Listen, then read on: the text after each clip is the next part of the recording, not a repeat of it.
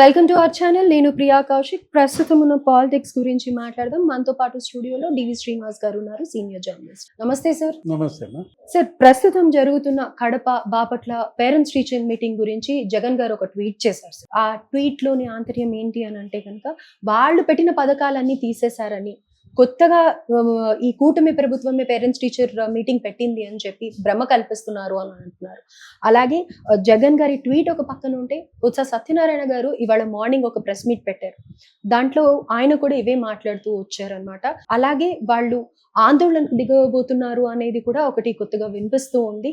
So దీని గురించి మీరు ఏమంటారు? పైగా ఆ ట్వీట్ లో చంద్రబాబు గారి నటనా కౌశల్యం అని చెప్పేసి అంటూ ఉన్నారు జగన్ గారు. సో ఎవరిది నటన? వాళ్ళేమో వీళ్ళ మీద అంటూ ఉంటారు, వైఎస్ఆర్సీపీ మీద. వైఎస్ఆర్సీపీ వాళ్ళేమో చంద్రబాబు కూటమిలోని ముగ్గురు వ్యక్తులని నటన అని అంటారు. అసలు ఎవరిది నటన కౌశల్యం? వీళ్ళ ఇద్దరిది కలిపి ఎవరిది నటన విశ్వరూపం చూపిస్తున్నారు అనేది తెలియజేయండి.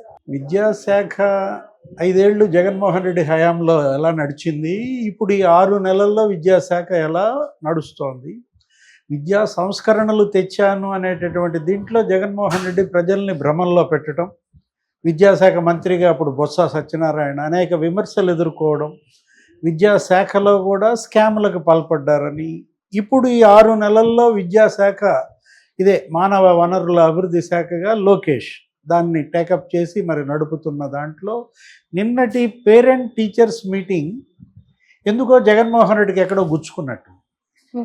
ఆయన ఎందుకు ఒక్కసారిగా బరస్ట్ అయ్యారు. ఏంటి, ఒకే రోజు 45,000 పాఠశాలల్లో ఆ పీటీఏ మీటింగ్స్ జరపటము, ముఖ్యమంత్రి, ఉప ముఖ్యమంత్రి పవన్ కళ్యాణ్ లేకపోతే లోకేష్ వీళ్ళందరూ వివిధ చోట్ల అటెండ్ కావడము, దాన్ని అందరూ స్వాగతించాలి. ఎందుకంటే గ్యాప్ ఉండకూడదు. తల్లిదండ్రులు, విద్యార్థులు, ఇవాళ ఉపాధ్యాయులు, ప్రభుత్వం, ఇప్పుడు ఇది విద్యా వ్యవస్థ, ఈ 4 కూడా సక్రమంగా పనిచేయాలి. అయితే ఇక్కడ సక్రమంగా పనిచేయాలి అనేది ఒక్కటైతే, ఆయన ట్వీట్ లో ముఖ్యంగా పేర్కొన్నది ఏంటంటే, ఆయన అమలు చేసిన పథకాలు ఏవి ఇప్పుడు లేకుండా చేసి కొత్తగా మేమే స్టార్ట్ చేసాము అని చెప్పడం కానీ, అదే విధంగా చంద్రబాబు నాయుడు కూటమి చందాలు అడుగుతోందని చెప్పి దానికి డబ్బులు సేకరిస్తున్నారు అని చెప్పేసి కూడా అంటూ ఉన్నారు. దీనికి మీరేమంటారు? చందాలు సేకరించడం అంటే ఇప్పుడు అసలు ఆల్రెడీ ఆయనే తీసుకున్నాడు కదా జగన్మోహన్ రెడ్డి. జగన్మోహన్ రెడ్డి అమ్మఒడి అనే పథకం పెట్టాడు. అమ్మఒడి అనే పథకంలో 15,000 ఇస్తానన్నాడు. దాంట్లో 2,000 కట్ చేశాడు. 1,000 రూపాయలు ఏదో టాయిలెట్స్కి అని చెప్పి, 1,000 రూపాయలు ఏమో వీటికి అని చెప్పి ఆయన మినహాయించిన విధానం 13,000 ఇచ్చాడు. ఆ 2,000 చందాయగా.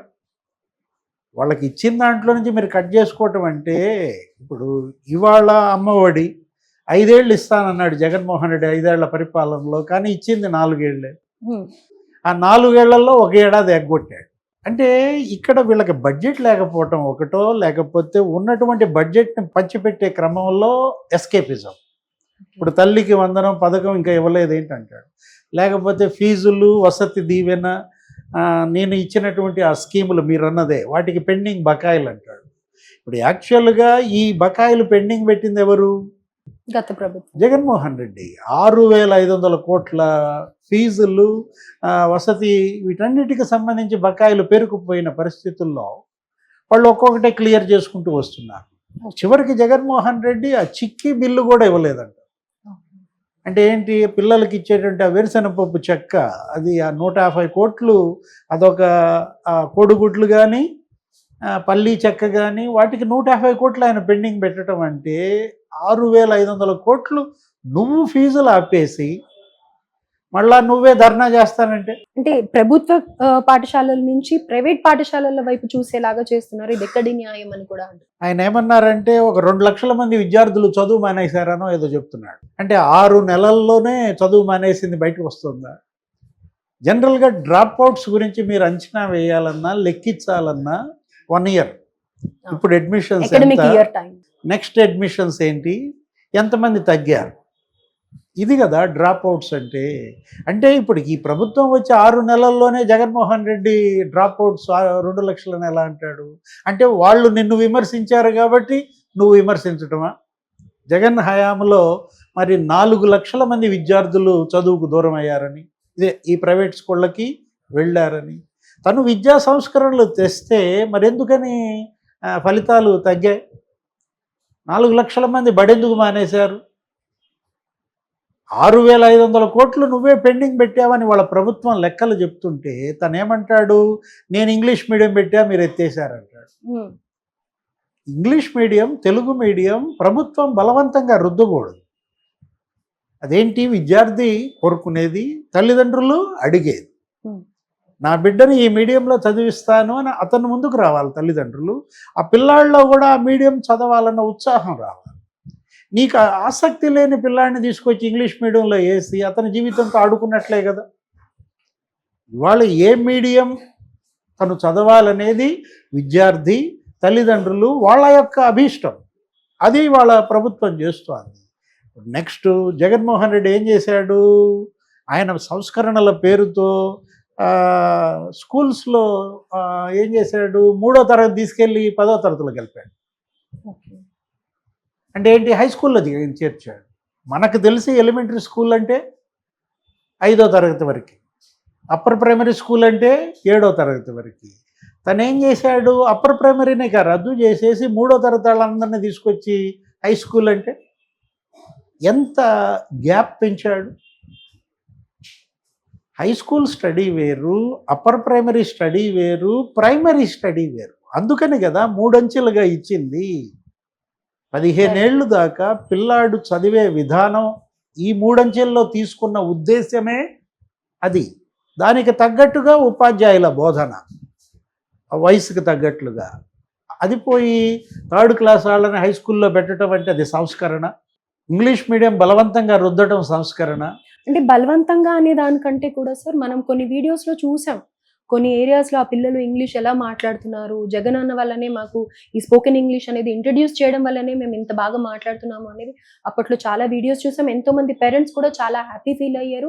చూసిన ఆడియన్స్ కూడా, వ్యూయర్స్, పబ్లిక్ కూడా చాలా అప్రిషియేట్ చేశారు. మరి దాన్ని మీరు ఎలా? బెండపూడి అని ఒక స్కూల్, బెండపూడి స్కూల్లో, బెండపూడి స్కూల్లో ఒక పెద్ద డ్రామా నడిచింది.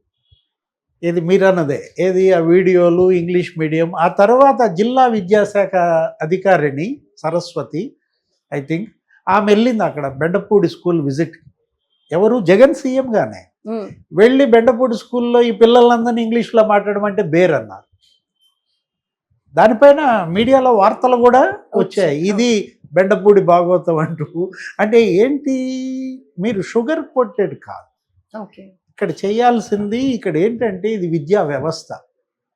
సర్వేపల్లి రాధాకృష్ణన్, అబ్దుల్ కలాం, ఎంతోమంది గొప్ప మహనీయులు, అసలు నీకు శాస్త్రవేత్తలు ఎక్కడి నుంచి వచ్చారు, ఏ మీడియం నుంచి వచ్చారు, ఏ స్కూల్స్లో చదివారు, ప్రైవేట్ స్కూల్స్లో చదివారా?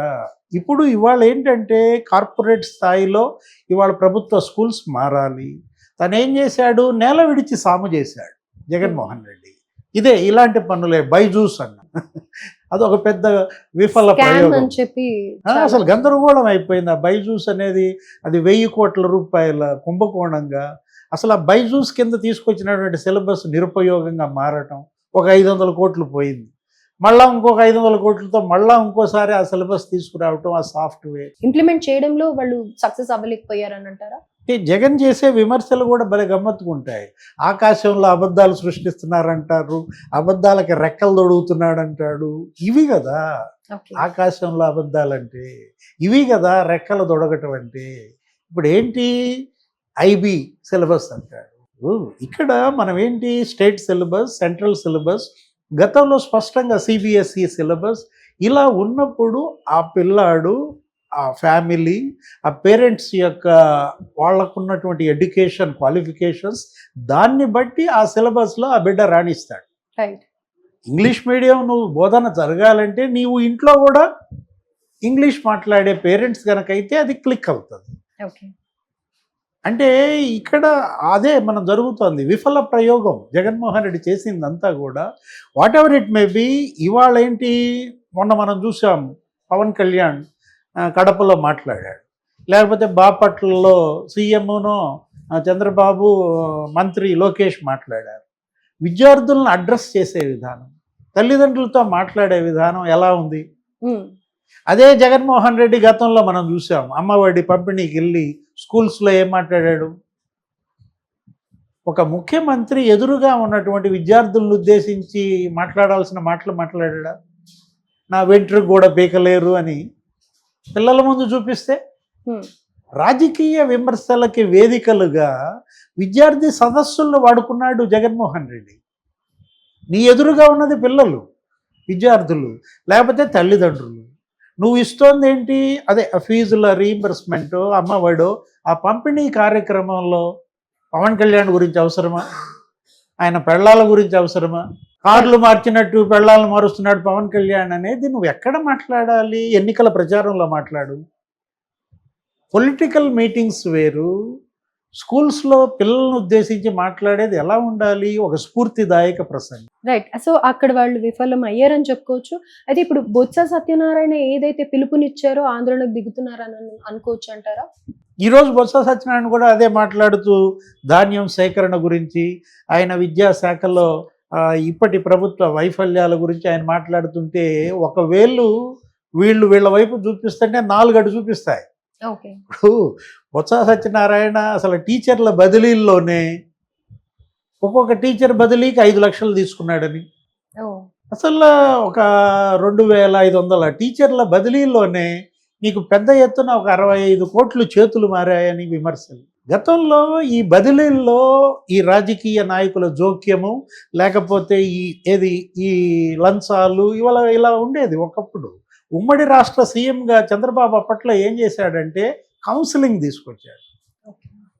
కౌన్సిలింగ్ ద్వారా టీచర్ల బదిలీ, మీ స్పౌస్ పలానా చోట చేస్తోంది కాబట్టి నాకు కూడా అక్కడ బదిలీ ఇవ్వమని అతను అడుగుతాడు. లేదు, ఆయన యొక్క ట్రాక్ రికార్డు ఉంటుంది, ఆయన ప్రోగ్రెస్ షీట్ ఉంటుంది, ఆయన యొక్క ప్రతిభని బట్టి ఆయన యొక్క పలానా స్కూల్లో ఆయన సేవలు వినియోగించుకోవటం, ఇలా ఇచ్ఛాపూర్వకంగా బదిలీలు. అంతే తప్ప రాజకీయ బదిలీలు ఇదే, ఈ డబ్బుల బదిలీలు మళ్ళీ బిగించేసిన పరిస్థితి అన్నమాట. ఇప్పుడు మీరు చెప్పిన ఈ 3 రోజుల ఆందోళనలు రేపు 13వ తారీఖు రైతులతో అంట ధాన్యం కొనుగోళ్ల పైన ఎక్కడ చేయాలా? కలెక్టరేట్ల దగ్గర చేస్తామంటున్నారు. వాళ్ళు ఏమంటున్నారు? ఇది చేయాల్సింది కలెక్టరేట్ల దగ్గర కాదు, జగన్ ఇంటి దగ్గర చేయండి అంటారు. ఎందుకంటే ఆ ధాన్యం బకాయిలు పెట్టిందే జగన్మోహన్ రెడ్డి. అతను పెట్టిన బకాయిలు 1650 కోట్లు నేను తీర్చాను అని నాదెండ్ల మనోహర్ అంటున్నాడు. ఇప్పుడు యాక్చువల్గా రైతుల సమస్యలు ఉన్నాయి, మనం సమస్యలు లేవని చెప్పం. ధాన్యం కొనుగోళ్లలో తేమ శాతం 17% కన్నా ఎక్కువ ఉందనో, లేకపోతే అతన్ని ఇబ్బంది పెడుతున్నారు. ఏంటి ఆ ఈ క్రాప్ అని, లేకపోతే ఆ తూకంలో కోతలు, ఒక్కొక్క బస్తాకి నీకు దగ్గర 3 కిలోలు 5 కిలోలు తరుగేస్తున్నారు. వీటన్నింటినీ నివారించాలి. అది ఏ ప్రభుత్వమైనా, అది జగన్ ప్రభుత్వమైనా చంద్రబాబు ప్రభుత్వమైనా రైతుకు మేలు చేయాలి. ఎంఎస్పి ఇవాళ ఎంఎస్పిలో కోతలు దగ్గర 200 రూపాయలు తగ్గించిస్తున్నారని, వాటిపైన పోరాడాల్సిందే, తప్పు జరిగితే నిలదీయాల్సిందే. కానీ ఇప్పుడు అంటోంది ఏంటి? రేపు ధాన్యం రైతులపైన ధర్నా 13వ తారీఖు, నీ పెండింగ్ బిల్స్ ఇప్పుడు నువ్వు కదా పెండింగ్ పెట్టింది, అందుకే నీ ఇంటి ముందు ధర్నా చేయమని వాళ్ళు అంటున్నారు. లేకపోతే ఫీజుల ఆందోళన అంటున్నాడు, ఫీజు రీయింబర్స్మెంట్, అది పెండింగ్ పెట్టింది జగనే కదా. అంటే మనం అనుకున్నది అదే. ఏది? ఒక విమర్శ వాళ్ళ వైపు అంటుంటే 5-6 విమర్శలు వీళ్ళపైన పడుతున్న నేపథ్యం. ఇవాళ పరపతి కోల్పోయిన జగన్మోహన్ రెడ్డి ముందు ఏంటంటే ప్రజల్లో పరపతి పెంచుకోవాలి, జనంలో ఉండాలి. వాళ్ళని ధర్నా చేయమని చెప్పి ఈయన వెళ్ళిపోతే, ఈయన ధర్నాలో పాల్గొనకపోతే ఎప్పుడన్నా ఇది చూస్తావా? ధర్నాకి పిలిపించినాడు, ఆ ధర్నాలో పాల్గొనకుండా ఎలహంకి వెళ్ళిపోతే. మొన్న మనం చూసాం, ఏదో ధర్నాకి పిలిపించాడు, ఇట్లాగే ఆయన పాల్గొంటాడేమో అనుకున్నాం, సింపుల్గా పడినే ఫ్లైట్ ఎక్కి వెళ్ళిపోయాడు. ఇది కాదు, ఇవాళ నాయకుడు ముందుండి పోరాడా. ఇప్పుడు రేపు పొద్దున 13వ తారీఖు ధర్నా, లేకపోతే 27 ధర్నా, రేపు జనవరి 3 ధర్నాలో జగన్ ముందుండి రోడ్డు ఎక్కాడు అనుకోండి, అప్పుడు వచ్చే ఆ ఫోకస్ వేరుగా ఉంటుంది. మీరు ధర్నా చేయండి, నేను వెళ్ళిపోయి పడుకుంటానంటే, సో ప్రజల్లో కూడా ట్రస్ట్ లేదు. అంటే ఇది అసలు ధర్నా చేసే సందర్భం కాదు. ఇంకా టైం ఉంది. ఇప్పటికి ఇచ్చింది ఎంత? 6 నెలలే కదా. 1 సంవత్సరం అన్నా వీళ్ళు చూడాలి. వీళ్ళ పైన భ్రమలు ప్రజల్లో తొలగిపోతే అప్పుడు నీకు అక్కడ స్పేస్ వస్తుంది. అంటే వాళ్ళు అన్నట్టుగా నటనా విశ్వరూపం చూపించాలని వాళ్ళే తాపత్రయపడుతున్నారంటారా? అంటే ఎవరి నటన ఏంటి అనేది ప్రజలే నిర్ణయిస్తారు. మనకు తెలిసి జగన్మోహన్ రెడ్డి కన్నా మహానటుడు ఎవరు ఉంటారు? ఏది వాళ్ళ చెల్లె అంటుంది, అన్నయ్య నీకు అసలు ఆస్కార్ చాలదు అంటుంది. ఎందుకని? ఇవాళ చంద్రబాబు నటన అని ఎవరు అనరు. ఎందుకని? చంద్రబాబుకి నటన చేత కాదు. ఆయన నటన చేత కాకపోతే ఏంటంటే వ్యవసాయం దండగన్నాడని గతంలో ఆయన పైన చెడ్డ విమర్శలు అనేకం చూశాం. అసలు నేను ఆ మాట అనలేదు అని కూడా ఖండించుకోలేకపోయాడు. కొన్నేళ్ళు ఆ నింద మోసాడు.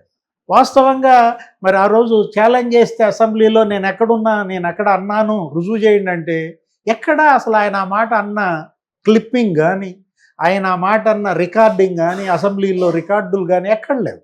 ఓకే. అతనికి నటన కనుక చేత అయితే ఈ పరిస్థితి ఎందుకు వస్తుంది?